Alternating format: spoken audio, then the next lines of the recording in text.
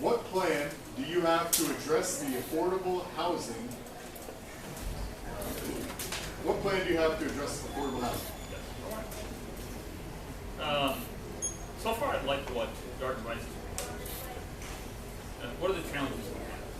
We all, or many, are very comfortable in their quiet neighborhoods, single-family homes. It was zoning that was incorporated, I think, about 40 plus years ago, and it's prevalent throughout the city. How do you increase density in these areas without upsetting the lifestyle? Right? Well, we already had busy roads, and I live just within a block of 54th Avenue.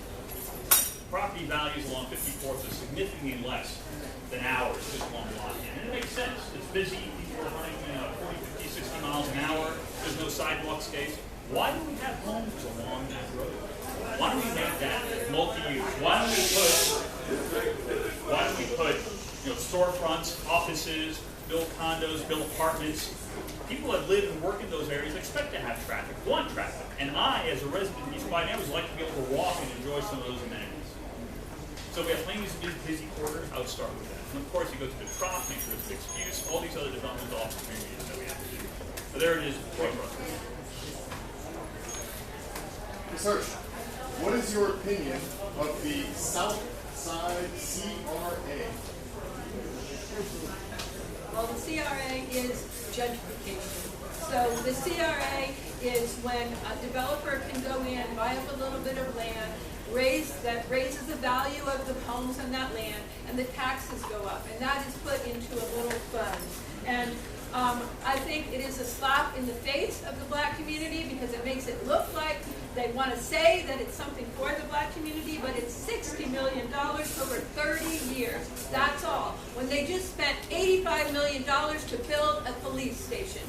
That is a slap in the face of the black community, and the CRA just gives the opportunity for white developers to come in there. The rules that allow people to get those grants, many people that are in the poor and working class black community cannot live up to those requirements. And so it's an invitation, and it's actually what the city is using to gentrify the black community. Smoke and mirrors to gentrify the black community.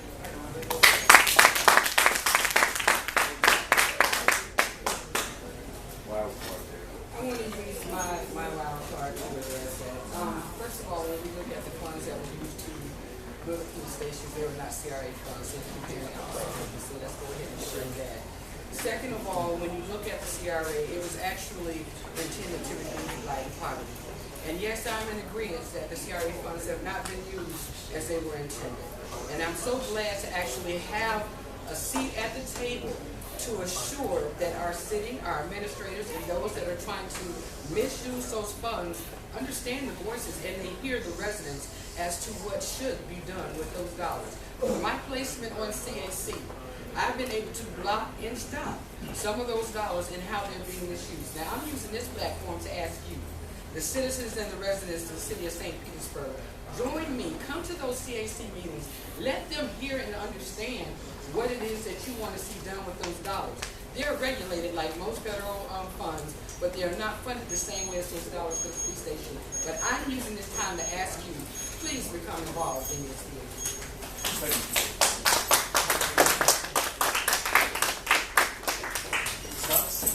How would you stop gentrification? That's a very important question. It's very difficult to handle that because what's happening with gentrification is that low-income residents are being displaced by others who really are taking advantage of a very difficult situation. That's usually communities of color. So one of the things you're going to have to do is be clear with investors about our intent here. And the intent is to provide affordable housing. I got a call today from a gentleman moving back from Atlanta here. He has $24,000 a year, and he can't find a place to stay. And I called the city to say what's available. And right now, they didn't have an answer for me. And yet, we've been approving new construction. I am for what stops gentrification is making certain new construction includes housing for all income levels. Right now, you have a 15.2% poverty rate for all of the city of St. Petersburg, then 15% of the housing of new construction should be for those who are poverty stricken. That's one way that you stop it. Thank you. Okay, thank you. Stan, what plan do you have for investment in the Tyrone area? Well, that's a bit of ways away from District 7, but in regards to investment in the Tyrone area, I mean, I think that the whole city needs to be on a trajectory of reparations and economic development. That the whole city needs to be, on this road of social and economic justice. Otherwise, what happens in Tyrone affects what happens on the south side of St. Petersburg. And it means that more big developers, more people can, from out of town can come here and make money off the city of St. Pete and never contribute to the actual city and the people and the residents that live here. And so we want to create a situation where the people of the city can benefit from all the development that happens through every part of the city. So, the same things that we want to see happen on the south side and putting it in control in the hands of the people, we want that to happen in District 1 and everywhere throughout the city. The people need to have power to determine what happens in this city, what development, what programs that we want to see. That has to be determined by the people and not up to big developers and the politicians that work for them.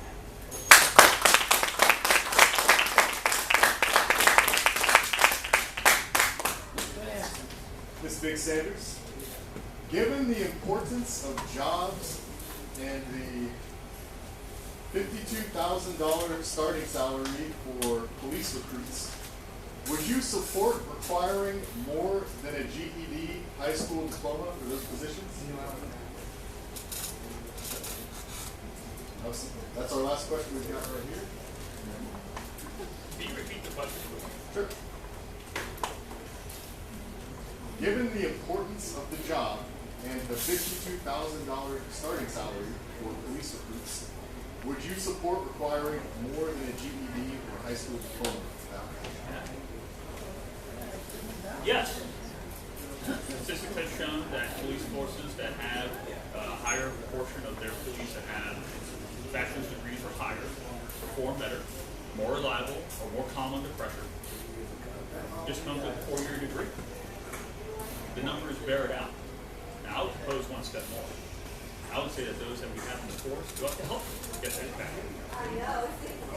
Because again, the numbers support the results, which is a better police force, a safer city, and a better relationship between the police force and the citizens of the towns. So I think the data's out there. Now the question is, can we afford it? I'd like to figure out a way we can. Thank you.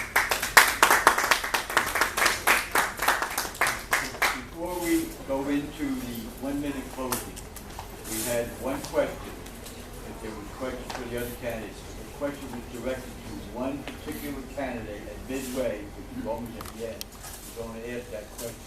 So there's one question, and that is that one, and you get a minute to answer it. So, Mr. Costa, I've read where Councilman Steve Cornell is backing Montanari for this race. My question is why? Steve Cornell is just what I would consider progressive as you. Yeah. Well, thank you. I appreciate that. I'm not being glib here. You have to ask Steve. I mean, all these council members that endorsed the incumbent, a lot of them really did not know I was running because they had supported his candidacy weeks before I had announced. Some of them apparently after. So I'm as wondering as the questioner is myself. But whatever his motives are, I won't hold it against him because it's a small town. We're all here want the best thing for the city. And I definitely won't hold it against the city council members if and when I should win the council seat.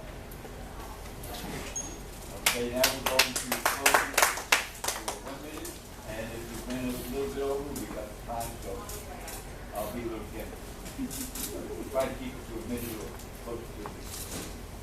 And So my name is Ann Hirsch, and I'm running on a platform of unity through reparations to the Black community because I believe that this is what will uplift our whole city. Justice and economic development in the Black community is good for all of us.